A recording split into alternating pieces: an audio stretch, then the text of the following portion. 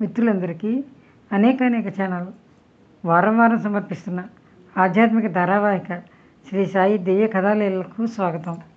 మిత్రులారా, గత వారం సాయి యొక్క చిత్రపటం ఆకస్మికంగా సమయానికి వచ్చి స్వప్నంలో హేమాత్ పంత్కి ఇచ్చిన మాట బాబా ఏ విధంగా నెరవేర్చారో చెప్పుకున్నాం. ఒక హోలీ పండుగ నాడు ఈరోజు నేను మీ ఇంటికి భోజనానికి వస్తాను అని స్వప్నంలో చెప్పి అతని కోరికను తీర్చడం చెప్పుకున్నాం. హోలీ రోజున సరిగ్గా మధ్యాహ్నం వేళ వారంతా భోజనం చేయబోతున్న సమయంలో ఆలీ బాబా పటాన్ని తెచ్చి అతనికి ఎంతో ఆనందాన్ని విస్మయాన్ని కలుగజేశాడు. ఇది జరిగిన కథ. ఇప్పుడు పరంపరమైన సాయి చరిత్రలోని ఆ చిత్రపటం యొక్క చమత్కారాన్ని కాస్త వివరంగా చెప్పుకుందాం. పటం తెచ్చి ఇచ్చిన ఆలీ వివరాలు తర్వాత చెప్తాను అని వెళ్ళిపోయాడు. తర్వాత ఇవాళ రేపు కలుస్తాడు అని ఎదురు చూస్తూనే చాలా కాలం గడిచిపోయింది. చివరకు ఒకనాడు కర్మధర్మ సంయోగం వలన హేమాత్ పంత్ దారిని వెడుతుండగా ఆలీ మహమ్మద్ కనిపించాడు. వెంటనే పటాన్ని గురించి తెలుసుకోవాలన్న ఉత్సుకతతో అతని దగ్గరికి వెళ్ళి, ఇన్నేళ్ల తర్వాత ఈరోజు మనం కలుసుకున్నాం తిరిగి. ఇప్పటికి సమయం వచ్చినట్టుంది. నువ్వు కూడా సాయి భక్తుడని నాకు తెలుసు, కానీ ఆ రోజే వచ్చి నాకు బాబా పట్టం ఇవ్వాలని నీకెందుకు అనిపించింది అని అడిగాడు హేమాత్ పంత్. అప్పుడు ఆలీ మహమ్మద్ చెప్పిన వృత్తాంతం ఇప్పుడు మనం చెప్పుకుందాం. ఇది వింటే ఆశ్చర్యభరితము అత్యద్భుతము అయిన బాబా లీల మనకు కొంత అవగతం అవుతుంది. ఇది చిత్రపటాన్ని గురించి ఆలీ చెప్పిన కథ. ఒకరోజు ముంబై నగరంలో దారి వెంట నడుస్తుండగా అందమైన పటాలను అమ్ముతున్న ఒక వ్యాపారిని చూశాను. ఔలియాలవి, మహాత్ములవి, సత్పురుషులవి అనేక రకాల అందమైన పటాలు అతని దగ్గర ఉన్నాయి. అందులో ఎవరెవరు ఉన్నాయి అని వారిని చూడాలనిపించింది. అందువల్ల ఒక్కొక్క పటాన్ని చూస్తుండగా అన్నిటికంటే ఆకర్షణీయంగా ఉన్న ఈ పటం నాకు నచ్చింది. పైగా వారు నా ఆరాధ్యదయం. నాకు సాయి యందు అపరిమితమైన అభిమానం. అసలే వారి పటం నా కళ్ళెదుట కనపడేసరికి తీసుకోవాలన్న కోరిక కలిగింది. వెంటనే వెలను చెల్లించి పటాన్ని తీసుకున్నాను. తర్వాత ఆ పటాన్ని ఇంటికి తీసుకువచ్చి గోడకు తగిలించాను. బాబాపై నాకు చాలా ప్రేమ. రోజు ఆనందంగా వారి దర్శనం చేసుకునేవాడిని. బాబా వేరు, బాబా చిత్రపటం వేరు కాదు కదా. బాబా ప్రతిరూపమే బాబా పటం. మీకు ఫోటో తెచ్చి ఇచ్చాను కదా. అంతకు 3 మాసాలకు ముందు నా ఆరోగ్యం బాగాలేక నా బావమరిది వద్ద ఉండేవాడిని. నూర్ మహమ్మద్ పీరుబాయి నాకు బావమరిది. నా కాలు వాచిపోగా శస్త్రచికిత్స జరిగింది. ఆ అనారోగ్య స్థితిలో నేను 3 నెలలు నా బావమరిది వద్దే ఉన్నాను. ఆ 3 నెలలు నా ఇంట్లో ఎవరూ లేరు. తలుపులు మూసుకున్నాయి.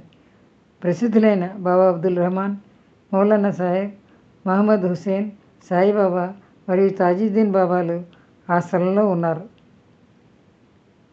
వీరందరివి ఇంకా కొందరి సత్పురుషుల పటాలు కూడా నా ఇంట్లో చక్కగా గోడపైన ఉండేవి. అయితే కాలచక్రం వీరిని కూడా వదిలిపెట్టలేదు. నేను అక్కడ అనారోగ్య పరిస్థితిలో ఉన్నప్పుడు నా ఇంట్లోని పటాలకు దుర్దశ పట్టినట్టు అనిపించింది. ఎందుకో అటువంటి పరిస్థితిలో సాయిబాబా మాత్రం ఆ దుస్థితిని ఎలా తప్పించుకున్నారు అన్న విషయం నాకు ఇంతవరకు అమిత ఆశ్చర్యంగానే ఉంటుంది. దానికి సమాధానం ఎవరూ చెప్పలేకపోయారు. ఈ విషయంలోని పూర్తి కథను వింటే నీకు ఆశ్చర్యం కలుగుతుంది. అంతుపట్టిన బాబా లీలలు, స్థిరచరాల్లో వ్యాపించి ఉన్న వారి శక్తి మనకు తెలుస్తుంది. బాబా అబ్దుల్ రెహమాన్ అనే సాధువు యొక్క చిన్న పటం మహమ్మద్ హుసేన్ ధారియా అన్నవారి వద్ద ఉండేది. అతడు నాకు ఆ పటం యొక్క ఒక ప్రతిని చాలా ఏళ్ల క్రితం ఇచ్చాడు. నేను దానిని నా బావమరిదికి ఇచ్చాను. ఎందుకంటే నా బావమరిది బాబా అబ్దుల్ రెహమాన్కు అంకితమైన భక్తుడు. చాలా సంవత్సరాల వరకు పటం అతని బల్ల సొరుగులోనే అలాగే ఉంది. ఒకసారి ఆకస్మికంగా కనిపిస్తే దాన్ని ముంబైలోని అంగడికి తీసుకువెళ్ళాడు. నిలువెత్తు సైజులో ఆ పటాన్ని అందంగా తయారు చేయించాడు. దాన్ని తీసుకువెళ్ళి అబ్దుల్ రెహమాన్ గారికి బహుకరిస్తే వారు ప్రసన్నులవుతారని అతను ఆశించాడు. అటువంటివి మరిన్ని కాపీలు తయారు చేయించి ఆప్తులకు, మిత్రులకు, బంధువులకు అందరికీ పంచాడు. నాకు కూడా ఒక కాపీని ఇచ్చాడు. నేను దాన్ని మా ఇంట్లో గోడకు తగిలించాను. తర్వాత నూర్ మహమ్మద్ అందమైన ఆ పటాన్ని అబ్దుల్ రెహమాన్ దర్బార్లో వారికి సమర్పించాలని అనుకున్నాడు. కానీ ఆ పటం చూడగానే అబ్దుల్ రెహమాన్ గారు అత్యంత కోపంతో అతన్ని కొట్టబోయారు. అంతేకాదు అతన్ని అవమానపరిచి అక్కడి నుంచి తరిమివేశారు. దాంతో అతనికి చాలా దుఃఖం కలిగింది, చింత పట్టుకుంది, ఎంతో బాధపడ్డాడు. డబ్బుకు డబ్బు పోయింది, గురు కృపకు కూడా దూరమయ్యాను. గురు కృపాపాత్రుడైన నేను ఇప్పుడు గురువు కోపానికి కారణమయ్యాను అని బాధపడ్డాడు. అనుమానాలతో ఆ పటాలన్నింటినీ నీటిలో ఉంచేయాలని ప్రారంభించాడు. ఇక ఈ సాధువుల పటాలు ఇంట్లో ఉంచకూడదు. దీనివలన గురువు యొక్క ప్రేమకు దూరమయ్యాను. అనవసరమైన ఈ పని ఎందుకు? ఈ పటాల కారణంగా మా గురువు నన్ను కోపగిస్తారు, నాకు హాని కూడా కలగవచ్చు. వాటితో నాకు ఇక పని లేదు. ప్రతిమలను పటాలను పూజించడం గురువుకు ఇష్టం లేదు. వారి కోపాన్ని తెచ్చిన ఈ పటాలను వల్ల నాకేం ప్రయోజనం? ఈ పటాలను తయారు చేయించడానికి చాలా డబ్బు ఖర్చు అయింది.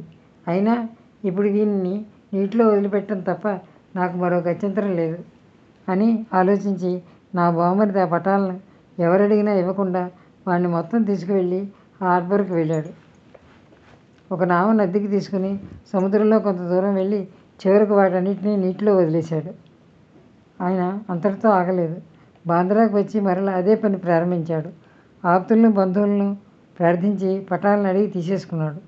అబ్దుల్ బాబా కోపగించారు కనుక ఈ పటాలు ఎవరి వద్ద ఉన్నా వాడిని తిరిగి ఇవ్వాలి, ఎందుకంటే వాడిని నీటిలో విసర్జించాలి అని ప్రార్థించాడు. నాకు ఇచ్చిన కాపీని మరియు మా బావ నుండి సోదరు నుండి కూడా మొత్తం 6 పటాలను తీసుకున్నాడు. తరువాత వాటన్నిటినీ తీసుకెళ్ళి సముద్రం నిండుగా ఉన్న చోట పెద్దవాడికి వాటన్నిటినీ ఇచ్చి సముద్ర జలాల్లో నిమజ్జనం చేయించాడు. అప్పుడు నేను అతని ఇంట్లో రోగగ్రస్తునే ఉన్నాను. ఆ పటాలు నాకు కూడా కష్టాలు కలిగిస్తాయని అతను నాకు బోధించాడు. వాడిని అన్నింటినీ సముద్రంలో వదిలివేసినప్పుడే కష్టాలు తొలగిపోతాయని చెప్పాడు. నేను నా గుమాస్తాను పిలిచి అతని చేతికి నా ఇంటి తాళం చెవులు ఇచ్చి ఇంట్లో ఉన్న సత్పురుషుల పటాలన్నింటినీ తెప్పించి నా బావమరిదికి అప్పగించాను. నా బావమరిది వెంటనే తోటమాలను పిలిచి అతని ద్వారా వాడిని అన్నింటినీ సముద్ర జలంలో పడేయించాడు. తర్వాత 2 మాసాలు గడిచాయి. నా ఆరోగ్యం మెరుగుపడింది. నీ ఇంటికి వెళ్ళి అత్యంత ఆశ్చర్యపడ్డాను. మీకు ఇచ్చిన బాబా పటం ద్వారానికి ఎదురుగా ఉన్న గోడపై చక్కగా మునుపట్లాగే ఉండడం చూసి నేను ఆశ్చర్యచకితుడినయ్యాను. గుమాస్తా అన్ని పటాలను తీసుకొచ్చాడు కదా, మరి ఇది మాత్రం చిత్రంగా అక్కడ ఎలా ఉండిపోయింది అని అనుకుని వెంటనే ఆ పటాన్ని తీసి అల్మారాలో దాచి ఉంచాను. నా బావమరిది కళ్ళలో కానిది పడితే వెంటనే తీసుకువెళ్ళి తన చేతితో నీళ్లలో ముంచేసి జలసమాధి చేసేస్తాడు అని భయపడ్డాను. ఆ పటాన్ని నా ఇంట్లో ఉంచరాదు. ఇక నా బావమరిది చూస్తే తప్పక నీటిలో ముంచేస్తాడు. ఇతరులకు భక్తులు కాని వాళ్ళకి నిస్సందేహంగా ఆ పటాన్ని ఇవ్వలేను. బాబా ప్రతిరూపమే ఆ పటం. బాగా ఆలోచించకుండా ఎవరికైనా ఇస్తే పూజోపచారాలు సరిగా జరుగుతాయో లేదోనని ఎంతో కాలం మనసులో మదనపడ్డాను. ఈ పటం ఎక్కడ సురక్షితంగా ఉంటుంది? తమ ఇంట్లో ఉచితమైన స్థలంలో శ్రద్ధగా అట్టిపెట్టుకునే వారికి ఇవ్వాలి అని దీర్ఘంగా ఆలోచిస్తూ సతమతమవుతుంటే మౌలానా దర్బారుకు వెళ్ళి ఇష్ముకు ఈ వృత్తాన్నంతా తెలియజేయమని సాయిబాబా నాకు చక్కని ఆలోచనలను స్ఫురింపజేశారు. నేను వెంటనే పీరు మౌలానా దర్బారుకు వెళ్ళి ముజావర్ ఇష్ముతో సవివరంగా విషయమంతటినీ ఏకాంతంలో వివరించాను. మీ వద్ద నిర్భయంగా ఉంచమని మేము ఉభయలం ఆ రోజే నిశ్చయించుకున్నాం. ఈ సాయి సంపదని పట్టం మీ వద్ద సురక్షితంగా ఉంటుందని, దాన్ని మీ వద్దే ఉంచాలని, స్వయంగా వచ్చి మీకు సమర్పించాలని మేము అనుకున్నాం. ఆ నిశ్చయ ప్రకారం పటాన్ని మీకు తీసుకొచ్చి ఇచ్చాం. అప్పుడు మీరు భోజనానికి సిద్ధంగా ఉండటం చూసి మేము వెంటనే తిరిగి వచ్చేసాం. ఇంత కథ వినటానికి అప్పుడు మీకు తీరిక లేదు. సావకాశంగా చెప్పవచ్చని నేను వచ్చేసాను. ఇవాళ రేపు అనుకుంటూ మొత్తం 9 సంవత్సరాలు గడిచిపోయాక అకస్మాత్తుగా ఇవాళ మన ఇద్దరం కలుసుకున్నాం. గతించిన విషయాలను గుర్తుకు తెచ్చుకున్నాం. మీ వింత స్వప్నం గురించి మీరు వివరంగా చెప్పారు.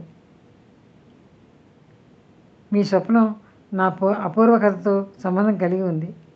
నిజంగా ఈ లీల అద్భుతమైనది కదూ